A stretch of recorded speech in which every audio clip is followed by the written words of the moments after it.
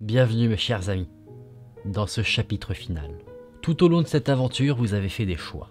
Ces choix ont eu des conséquences, et c'est vous qui avez amené la conclusion qui va suivre à cette histoire. Si jamais vous découvrez cette aventure par ce chapitre, vous pouvez toujours retrouver les chapitres précédents dans la description.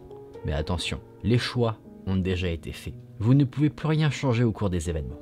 Dans le chapitre précédent, Holmes vous a demandé de faire un choix. Vous deviez choisir entre deux youtubeurs à sauver, Joyka ou Amixem. Vous êtes intervenu dès le commencement de cette histoire. Et maintenant vous allez assister à la fin du récit que vous avez créé. Mais retenez bien ceci, le point final d'une aventure, la fin, est toujours attendue mais jamais souhaitée. Et très souvent, cette fin est méprisable. Voyons ensemble les conséquences des choix qui vous ont mené ici.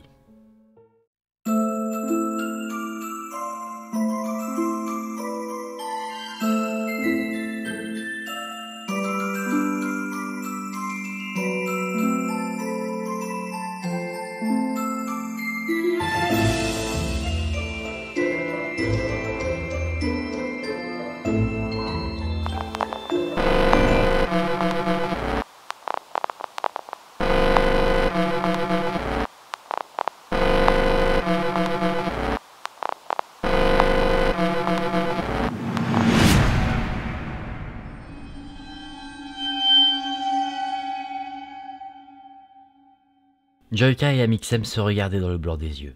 L'un d'entre eux allait être sacrifié. Comment? Quand? Ils n'en savaient rien. Les pensées des youtubeurs furent interrompues par l'intervention de leur geôlier. Mes chers amis, je suis heureux de vous annoncer qu'un sacrifice va être prononcé. Joyka ou Amixem? Qui pourrait bien être le survivant? Vous vous le demandez? Je ne vais pas vous faire souffrir plus longtemps avec cette attente. La personne sauvée peut retirer sa main de la tête de lion. Maintenant. Un fort bruit de rouage se fit entendre. Les deux youtubeurs qui étaient bloqués firent un geste sec en même temps pour se dégager. Mais seul Joyka a réussi à sortir du mécanisme. Joyka, tu es libre. Tu peux repartir avec les autres. Amixem, tu as été désigné pour être sacrifié. Ne t'en fais pas.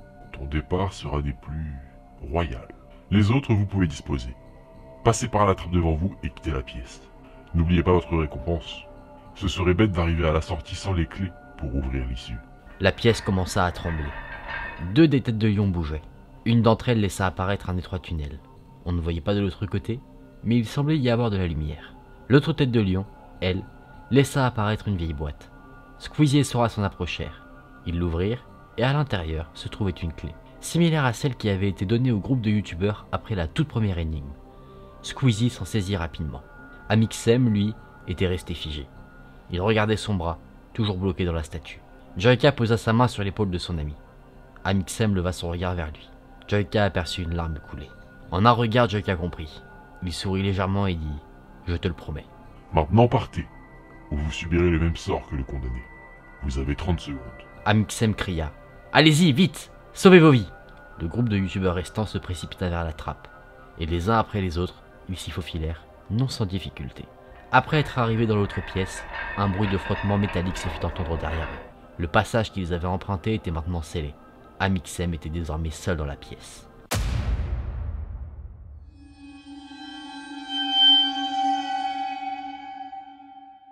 Le nouveau lieu dans lequel se trouvait le groupe leur redonna espoir. Une grande porte se tenait devant eux. Ils y étaient enfin arrivés. La sortie était là, si proche, mais fermée par 3 cadenas. Carlito commença à courir vers elle, mais son attention fut vite retenue par un objet. Un cercueil. Ce cercueil portait une gravure. Il y était gravé « McFly ». Carlito était choqué. Il observa la pièce. Dans celle-ci se trouvaient 2 autres cercueils, où il était gravé « Dooms » et sur un autre « Mastu ». Les corps des disparus étaient présents avec eux, au point final de leur aventure. Les youtubeurs restaient là, sans rien faire, à songer à leur parcours macabre. Leurs pensées furent interrompues par un son étouffé. « Oh mon Dieu !» C'était Amixem. Les youtubeurs pouvaient entendre sa voix au travers du passage qu'ils avaient emprunté. Ils entendirent un rugissement, puis des cris de douleur. Soudain le silence. Tout le monde comprit que c'était la fin de l'aventure pour Amixem. Tout à coup une fente apparut sur le sol. Un nouveau cercueil en sortit. Celui-ci portait également une gravure, indiquant le nom d'Amixem.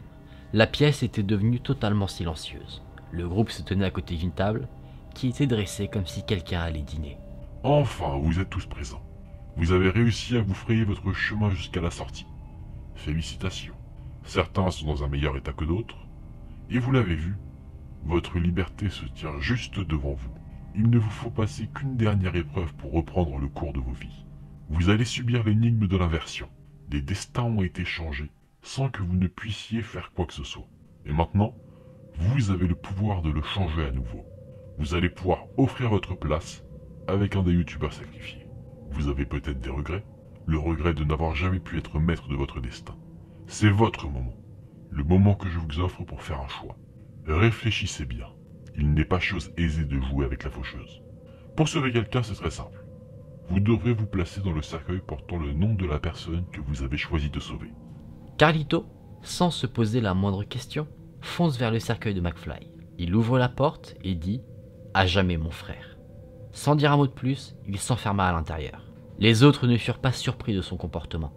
Sora et Squeezie étaient quant à eux réticents. Sora dit « Et si c'était un piège? Ils sont morts, non ?» Ce à quoi Squeezie répondit « Je ne sais plus quoi en penser.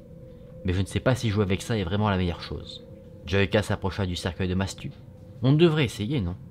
Il faut qu'on arrive à les sauver. » Il ouvrit la porte du cercueil de Mastu et rentra dedans. Joyka était donc enfermé dans le cercueil portant le nom de Mastu et Carlito celui portant le nom de McFly. Bande d'idiots, comment comptiez-vous ramener des morts à la vie? Je vous l'ai dit, il est dangereux de jouer avec la faucheuse. Aucun d'entre nous n'est un dieu capable de telles prouesses. Seulement 2 d'entre vous l'ont compris. Tant pis, ils étaient si près de la liberté. Squeezie et Sora se précipitèrent vers les cercueils dans lesquels leurs amis étaient enfermés. Ils entendaient Joyka et Carlito frapper la porte de l'intérieur. Les youtubeurs encore libres tentaient de toute leur force de libérer Carlito et Joyka, mais leurs mains ont vite été repoussées par une chaleur brûlante qui empêchait Squeezie ou Sora de poser ne serait-ce qu'une main sur les cercueils. Le silence de la pièce se brisa sous les cris de Joyka et Carlito.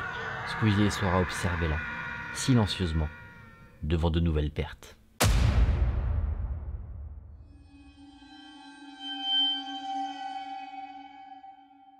Votre aventure aura été marquée de mauvais choix et de malchance, mais vous aurez quand même votre fin heureuse. Voici la clé, la dernière qui vous manquait. Une boîte sortit de la table dressée, tout aussi vieille et usée que celle apparue jusqu'à présent. Squeezie s'en approcha, l'ouvrit et se servit de la dernière clé. Bonne chance, mes jeunes amis. Puisse cette aventure vous servir de leçon. On assume toujours, que l'on le veuille ou non, les conséquences de nos actes. Squeezie sortit les 2 clés qu'il avait en sa possession. Il ouvrit le premier cadenas avec la clé de la seconde salle, et il ouvrit le second cadenas avec la clé de la dernière salle.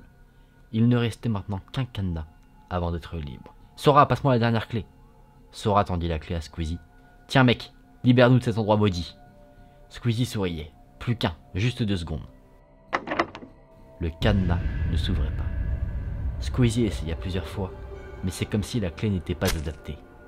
Ses pensées furent interrompues par une sensation étrange. Une sensation de chaleur intense, puis de froid glacial. Tout ça en peu de temps. Il jeta un œil sur le sol, et il remarqua des taches de sang. Squeezie chercha la provenance de ce sang, et il la trouva. Le sang venait de sa gorge. Une large plaie traversait de part et d'autre son cou. Il tomba à terre instantanément, puis il jeta un œil derrière lui, et vit Sora, un couteau à la main. Il souriait. Squeezie ne disait rien. Il comprit que l'organisateur de ce jeu macabre, celui qui les avait tous condamnés, était celui qui semblait être le plus innocent d'entre eux.